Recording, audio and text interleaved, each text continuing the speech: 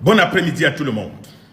Alors, hier, quand je disais à tout le monde que des aînés m'ont approché, des personnalités m'ont appelé pour que je laisse mon ancien collègue tranquille, il s'en est même moqué lors de son direct. Il estimait que je n'avais rien, c'est pour ça que je suis en train de jeter l'éponge. Ça m'a tellement fait rire. J'ai tellement ri lorsque je l'ai vu brandir un document que lui avait donné un huissier de justice. Nous sommes tous des gens qui connaissons un peu le droit et la loi. Quand on vous brandit un document d'un huissier de justice, ça a quelle valeur devant un procureur? C'est le procureur qui vous innocente d'une affaire d'escroquerie. Alors, la maison que je vous mets en légende là, c'est la maison qu'on vous vantait hier.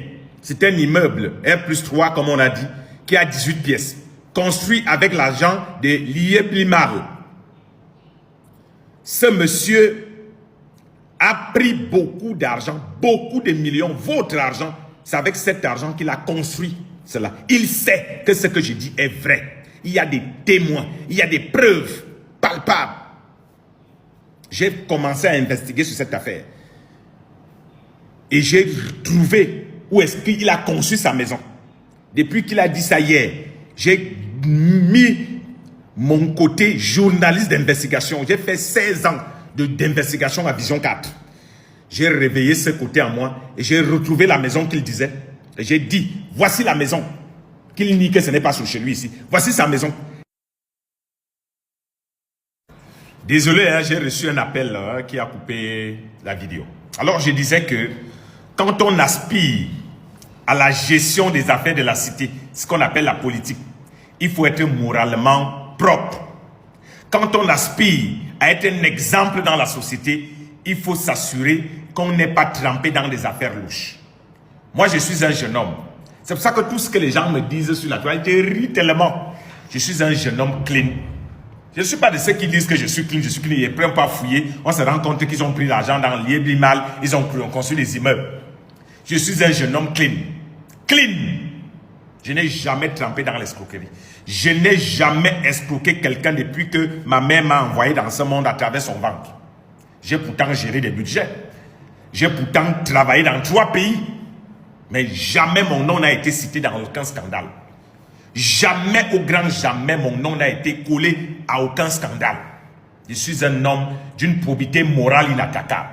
Je fais des bêtises comme tous les jeunes. Oui, des jeunes, des affaires de femmes et autres, oui. Mais dans les affaires de la gestion des ressources humaines, gestion du patrimoine commun, vous ne verrez jamais le nom de Raoul Tsobia associé à de la mafioserie. C'est ça qui fait la différence avec des gens comme moi. Vous parlez tout le temps de la jeunesse. Je suis de cette jeunesse qui peut vous dire qui n'est pas trempé dans du louche, qui n'est pas trempé dans le faux. Voilà donc le grand moralisateur qui peut parler mal du plus grand footballeur de tous les temps, Samuel Eto'o, pendant 6 mois et croire qu'on n'a rien à dire sur lui. Il fait partie des gens qui ont pratiquement bousillé la pré-campagne de Cabral Libye. Ce monsieur, il a parlé en mal de Ferdinand Gongo, alors que le président lui-même avait ordonné au SGPR de faire des consultations. Qu'est-ce qu'il n'a pas dit durant ces consultations? Il s'est avéré que le président de la République a confirmé que c'est lui qui a demandé au SGPR de faire des consultations. Vous pouvez aller revoir ses émissions à Info TV.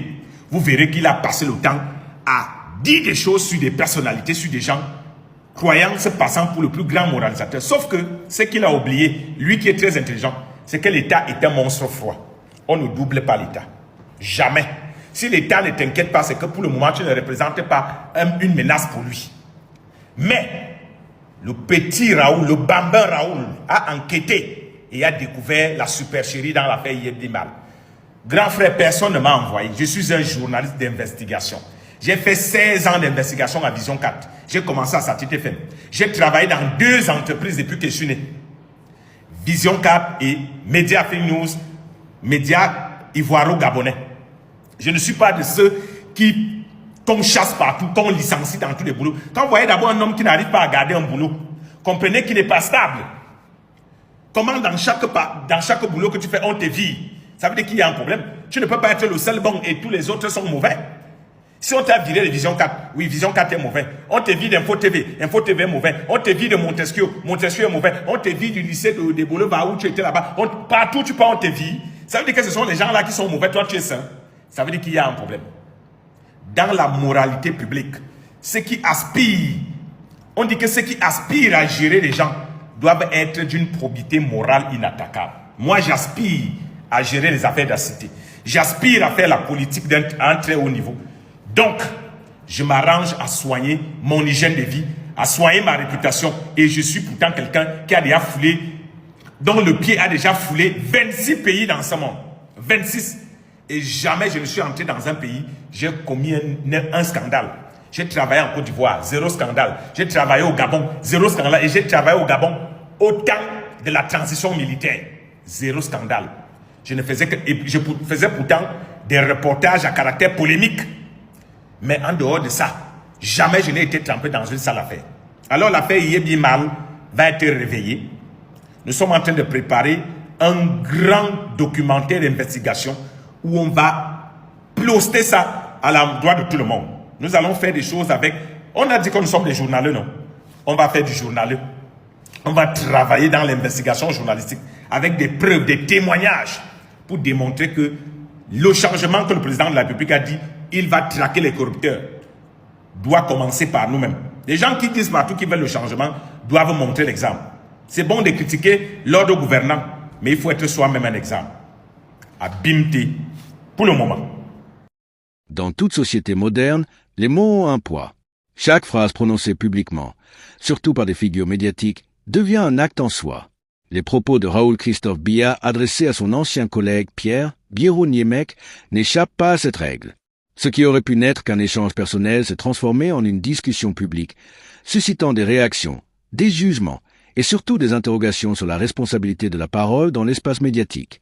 Avant de juger ou de prendre parti, il est essentiel d'observer, d'analyser et de comprendre.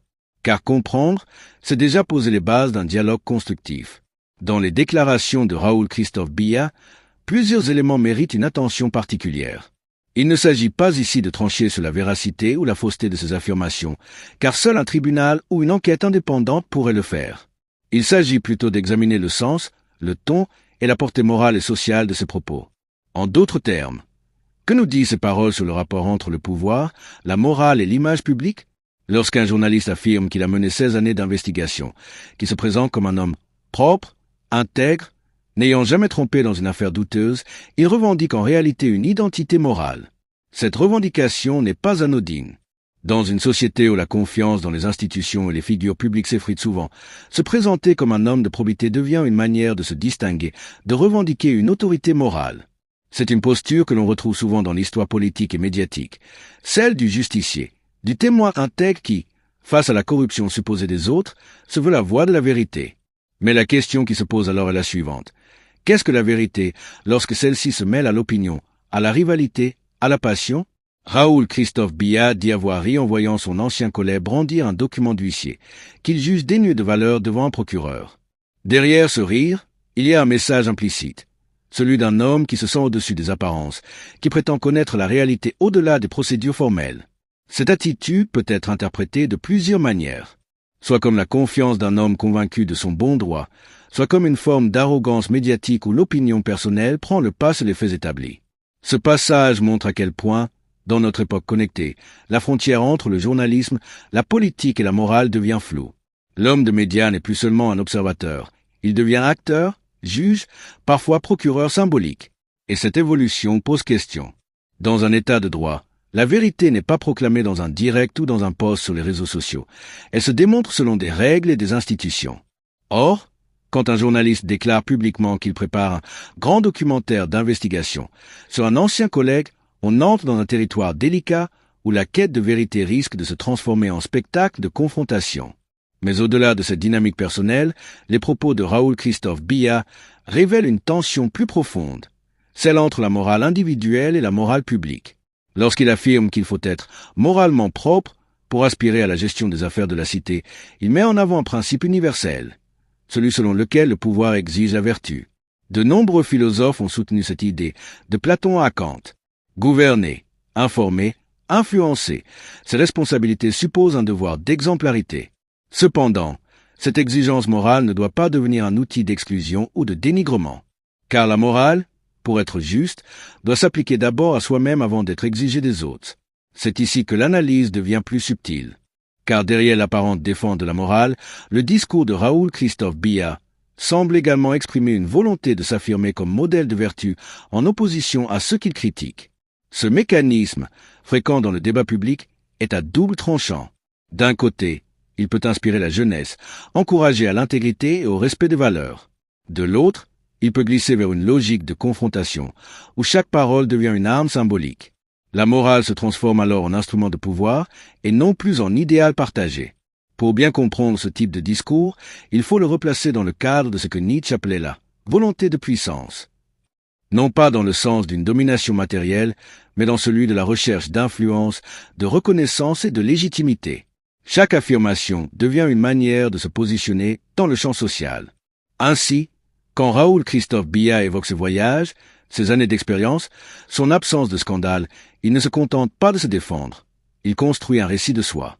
Ce récit vise à inspirer confiance, à légitimer son autorité morale face à son interlocuteur. Mais la question essentielle reste celle-ci.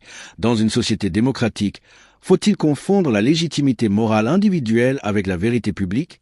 Autrement dit, le fait d'être irréprochable suffit-il à donner raison dans un débat? Pas nécessairement. Car la vérité ne se décrète pas à partir d'une réputation, mais se vérifie à travers des faits et des preuves. Et c'est là que le discours de Raoul Christophe Biya, tout en se voulant rigoureux et moral, glisse parfois vers la subjectivité. En se présentant comme l'homme clean, il établit une hiérarchie implicite entre lui et les autres, une opposition entre la lumière et l'ombre, entre les purs et les impurs. Or, l'histoire montre que cette posture peut conduire à des excès si elle n'est pas tempérée par l'humilité et le sens critique. Pour le spectateur, ce type de confrontation doit être perçu non comme un spectacle, mais comme une opportunité de réflexion. Car derrière ces échanges entre figures publiques, c'est une image plus large de notre société qui se dessine, celle d'un espace où la parole devient le principal instrument de pouvoir. Et dans cet espace, chacun de nous a une responsabilité, celle de discerner, d'analyser, de ne pas se laisser emporter par les émotions ou les jugements rapides. C'est justement pour cela qu'il est important de soutenir les espaces de débat constructifs et les contenus d'analyse équilibrés. Si vous appréciez ce genre de réflexion, si vous pensez qu'il est essentiel de décrypter les discours avec calme et discernement, alors abonnez-vous à cette chaîne. Laissez un commentaire pour partager votre point de vue et surtout partagez cette vidéo pour encourager un débat public plus éclairé et plus responsable. Car c'est ensemble, à travers la discussion, que la vérité se construit, jamais dans le monologue. Revenons à présent à la dimension plus symbolique du discours. Lorsqu'un journaliste, ancien collègue d'un homme politique, décide de s'exprimer publiquement sur ses finances, ses biens ou son passé professionnel, cela interroge sur la frontière entre l'information et la vie privée. Certes, le public a le droit de savoir, surtout lorsqu'il s'agit de personnalités qui aspirent à diriger ou influencer la société. Mais ce droit doit toujours s'exercer dans le respect des personnes et des institutions. L'analyse du discours de Raoul Christophe Biya révèle une constante, la volonté de se placer sur le terrain moral. En insistant sur sa probité, sur son parcours irréprochable, il cherche à se présenter comme un modèle de rectitude dans un environnement souvent perçu comme corrompu. Cet angle moral, au-delà de son apparente sincérité, s'inscrit dans une logique de légitimation. Dans l'histoire politique et médiatique, nombreux sont ceux qui ont cherché à renforcer leur crédibilité non par des faits, mais par la construction d'une image morale. Or, la morale, bien qu'essentielle, devient fragile lorsqu'elle se transforme en outil de communication. La véritable moralité ne s'affirme pas, elle se démontre par la cohérence entre les mots et les actes. Lorsqu'un homme public ressent le besoin de répéter qu'il est clean, qui n'a jamais été mêlé à un scandale, cela peut traduire une inquiétude sous-jacente, celle d'être jugé par une opinion publique méfiante. Dans un monde où la réputation se construit et se détruit en un instant, l'obsession de la moralité devient parfois une stratégie de défense. Or, selon la pensée de Kant, l'éthique ne se mesure pas à la perception des autres, mais à la conformité de ses actions à la loi morale universelle. Ce n'est donc pas parce qu'on se dit intègre qu'on l'est nécessairement, mais parce qu'on agit avec intégrité, même dans le silence et l'anonymat. Cette tension entre le dire et le faire, entre la parole morale et l'action éthique, se manifeste clairement dans le discours de Raoul Christophe Biya. En dénonçant les fautes supposées d'autrui, il s'expose à une forme de paradoxe, celui de juger sans preuve publique définitive, tout en revendiquant une posture de neutralité et de justice. L'histoire du journalisme enseigne que l'investigation, lorsqu'elle touche à la vie d'autrui, exige prudence, vérification et respect du contradictoire.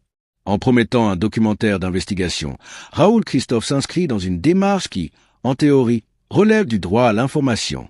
Mais la forme de son discours, empreinte de passion et d'affirmation personnelle, peut brouiller la frontière entre la quête de vérité et la volonté de justification.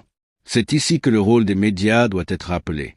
Le journaliste n'est pas un justicier, encore moins un acteur politique. Il est un médiateur entre le fait et le public. Sa force réside dans la rigueur, non dans la dénonciation. Dans cette perspective, la parole de Raoul Christophe pose une question essentielle, celle du positionnement du journaliste face au pouvoir et à la société. Peut-on être à la fois témoin, juge et partie? Peut-on dénoncer sans tomber dans la partialité? Ces interrogations dépassent la personne et renvoient à un débat plus large sur la responsabilité médiatique dans les démocraties contemporaines.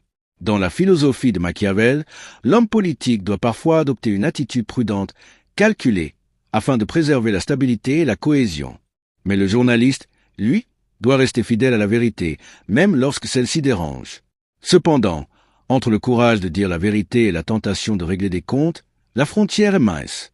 C'est pourquoi la sagesse consiste à distinguer l'enquête qui éclaire de l'accusation qui divise. Et dans ce cas précis, il ne s'agit pas de condamner Raoul Christophe Biya, mais de souligner l'importance d'une éthique de la parole publique. La parole est un pouvoir. Elle peut construire ou détruire. Elle peut rétablir la vérité ou nourrir la méfiance. Lorsqu'un homme médiatique s'adresse à un autre en public, ce n'est pas seulement une conversation. C'est un message adressé à toute une nation, à toute une génération. Dans un pays où la jeunesse observe, analyse et se forme à travers les médias, chaque mot devient une leçon. Et c'est pourquoi la prudence dans le choix des mots est un devoir, non une option. Les discours médiatiques influencent la manière dont la société perçoit la justice, la politique et même la moralité. L'analyse de ce discours révèle aussi un autre aspect, la construction de soi à travers la comparaison. Raoul Christophe Biya oppose sa trajectoire à celle de son ancien collègue. Il met en avant ses voyages, son expérience professionnelle, son absence de scandale, comme pour dire « voici le modèle à suivre ». Ce type de rhétorique, bien qu'efficace sur le plan symbolique, soulève un questionnement sur l'humilité et la reconnaissance de la complexité humaine. Car personne n'est entièrement vertueux ni entièrement fautif. L'être humain est un mélange de lumière et d'ombre, et c'est précisément cette ambivalence qui fait de lui un être moral. En se plaçant dans une posture d'exemplarité absolue, le risque est de tomber dans le dogmatisme, c'est-à-dire dans une vision rigide où le bien et le mal sont perçus comme des catégories figées. Cette idée trouve un écho chez Nietzsche, qui considérait que la morale traditionnelle tend à enfermer les individus dans des rôles, celui du juste et celui du coupable. Pour Nietzsche, le véritable esprit libre est celui qui transcende ces catégories, qui reconnaît la complexité des motivations humaines. Ainsi, au lieu d'opposer les purs et les impurs, il faut chercher à comprendre les causes, les contextes et les trajectoires. Dans ce sens, l'analyse du discours de Raoul Christophe Biya nous invite à dépasser le jugement moral pour entrer dans la compréhension psychologique et sociale. Lorsqu'il affirme qu'il est un jeune homme clean et qui n'a jamais été trompé dans aucune affaire, il exprime une volonté de distinction. Mais cette distinction peut être interprétée de deux manières, comme une affirmation de conscience morale ou comme une réaction de défense face à la critique. Dans le premier cas, elle inspire le respect. Dans le second, elle traduit la peur du discrédit. Tout dépend de la sincérité qui anime le discours. Et c'est là que le public doit exercer son discernement. Car dans le tumulte des débats publics, la sincérité est plus difficile à percevoir que la force des mots. D'un point de vue communicationnel, ce discours est aussi un exemple de stratégie de repositionnement. En prenant la parole, en exposant ses valeurs, Raoul Christophe Biya cherche à reprendre le contrôle de son image. Dans un environnement médiatique où l'opinion change vite, la communication devient un instrument de survie symbolique. Mais au-delà de la stratégie, ce phénomène révèle une vérité plus large. L'image publique est devenue un capital. Celui qui la contrôle détient une forme de pouvoir. Et ce pouvoir, dans les sociétés contemporaines, peut être aussi un flux que le pouvoir politique lui-même. Cependant, cette course à la maîtrise de l'image comporte un risque, celui d'éloigner la communication de la vérité. Quand la parole devient un outil de réputation, elle perd sa fonction première, éclairer. C'est pourquoi il est important que le public apprenne à écouter autrement. Il ne s'agit pas de croire ou de rejeter automatiquement, mais de questionner, d'analyser, de contextualiser. Dans cette optique, le rôle du spectateur n'est pas passif. Il devient co-acteur du débat. C'est lui qui, par son discernement, peut encourager une parole plus responsable et plus authentique. À ce stade de l'analyse, il convient d'introduire une réflexion morale plus large. Que signifie être propre dans le domaine public? Est-ce l'absence de faute ou la capacité à reconnaître ses erreurs et à s'en corriger? Selon la philosophie stoïcienne, la véritable grandeur ne réside pas dans la perfection, mais dans la maîtrise de soi. L'homme sage n'est pas celui qui ne chute jamais, mais celui qui se relève toujours en cherchant à s'améliorer. Ainsi, revendiquer une moralité absolue, comme le fait Raoul Christophe Biya, peut parfois éloigner du véritable idéal moral, qui est la lucidité, la modestie et la constance dans l'effort. Cette nuance est essentielle, car elle replace le débat sur un terrain humain et non idéologique. La communication publique gagnerait à s'inspirer de cette sagesse. Parler moins pour se défendre et davantage pour éclairer. Le public, de son côté, gagnerait à écouter non pour juger, mais pour comprendre. Et c'est précisément ce que cherche à faire cette chaîne. Proposer des analyses objectives, dépassionnées, fondées sur la réflexion et le dialogue. Si vous pensez que cette démarche est utile, je vous invite à vous abonner, à commenter pour enrichir la discussion et à partager cette vidéo. Plus nous serons nombreux à raisonner ensemble, plus la parole publique deviendra responsable. Revenons au cœur du discours. L'affirmation selon laquelle l'État est un monstre froid est particulièrement révélatrice. Cette phrase, souvent inspirée des pensées de Nietzsche ou de Weber, souligne la nature impersonnelle du pouvoir. En disant qu'on ne peut pas doubler l'État, Raoul Christophe Biya semble rappeler que les institutions finissent toujours par attraper ceux qui les défient. Ce propos, bien que formulé dans un contexte polémique, a une portée philosophique intéressante. Il renvoie à la question du rapport entre l'individu et l'État, entre la liberté et la responsabilité. Dans un pays démocratique, nul n'est au-dessus de la loi, mais la loi elle-même doit être juste, équilibrée et respectueuse des droits de chacun. En évoquant ce rapport de force entre l'individu et l'État, Raoul Christophe semble vouloir se positionner du côté de la légalité, de l'ordre et de la probité. Mais il faut rappeler que la légalité ne suffit pas à garantir la légitimité. Une action peut être légale tout en étant moralement discutable, et inversement. C'est pourquoi la philosophie politique insiste toujours sur la distinction entre droit et morale. Montesquieu, par exemple, rappelait que la vertu est le moteur des républiques. Sans elle, les institutions s'effondrent, même si les lois subsistent. Ainsi, lorsqu'un journaliste invoque la morale pour défendre l'ordre, il doit s'assurer que cette morale ne se transforme pas en justification d'un parti ou d'une idéologie. L'objectivité médiatique ne signifie pas neutralité émotionnelle, mais loyauté envers la vérité. C'est cette loyauté qui donne à la parole publique sa crédibilité. Et c'est sur cette base que les spectateurs doivent fonder leur jugement, non sur les affinités ou les sensibilités politiques.